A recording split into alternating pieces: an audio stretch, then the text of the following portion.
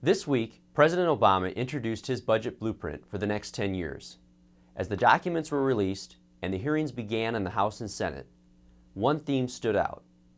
The President has introduced an unserious budget that carries with it serious consequences. Earlier this month, the nonpartisan Congressional Budget Office projected that the federal government's budget deficit will exceed $1 trillion for 2012, the fourth year in a row. The introduction of President Obama's budget this week confirms this nightmare, yet his budget does nothing to show he is serious about addressing our debt crisis. Since January 2009, when President Obama took office, the debt has risen from $10 trillion to $15.4 trillion. Should our country choose to follow the President's released spending plan, by 2022, the U.S. will reach $25.9 trillion in accumulated debt. By that point, we would be paying nearly $1 trillion in interest alone. The U.S. is already borrowing 40 cents of every dollar it spends, and that amount is only expected to increase.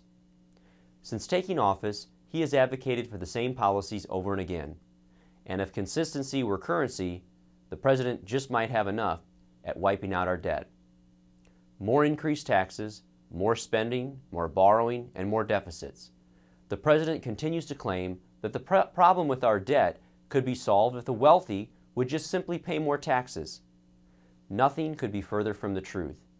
In fact, if we taxed all households over $250,000 at 100%, it would not compensate for this year's deficit. The President knows better.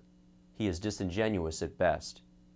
Despite these facts, the President's budget contains $1.9 trillion in new taxes and $47 trillion in government spending over the next decade, which means the President is projecting to spend more, not less, over the next decade. The President's deficit reduction claims seek to take credit for over $2 trillion in savings that were the result of a debt limit deal passed last year by Congress over the President's objections. In addition, he claims to cut spending by $850 billion by not having wars in Iraq and Afghanistan. This is hardly honest budgeting.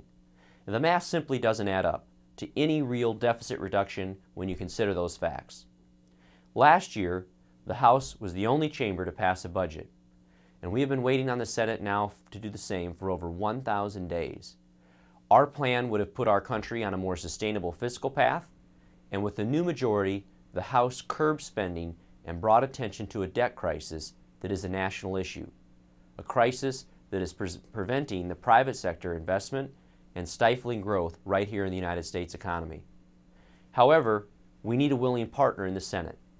That chamber has made the political calculation that offering no budget is better than one which would outline their massive spending priorities for the next 10 years. Simply put, this is a dereliction of their duty to the American people.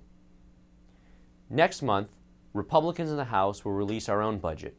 It will again offer bold solutions to curb the short-term deficit spending and offer proposals to address the long-term drivers of our debt, our entitlement programs.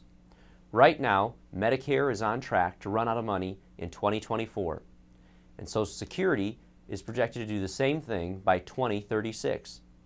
By choosing the strategy of the ostrich, the President is signaling to everyone that he isn't serious about ensuring that these programs are sustainable for retiring baby boomers and the future generations. His strategy aims to hurt the very people he claims to protect, the middle class. With both programs out of money in less than 25 years, current law states that current retirees will have drastic cuts to their Social Security and Medicare benefits. The House budget will address these challenges head-on and offer responsible solutions to save these programs from fiscal insolvency.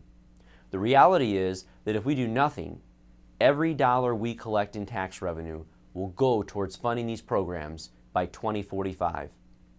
At the behest of the House Republicans, the government cut spending last year, and for the first time since World War II, we spent less than the previous year. We have enacted legislation which cut spending even further for 2012. Our work is just beginning, and the budget is an area where we can have the largest positive impact on improving the health of our economy. These problems can be fixed. It will take tough decisions, and it will take leadership. Both are possible, and the House will show again that it can be done. The President and Senate need to join with us.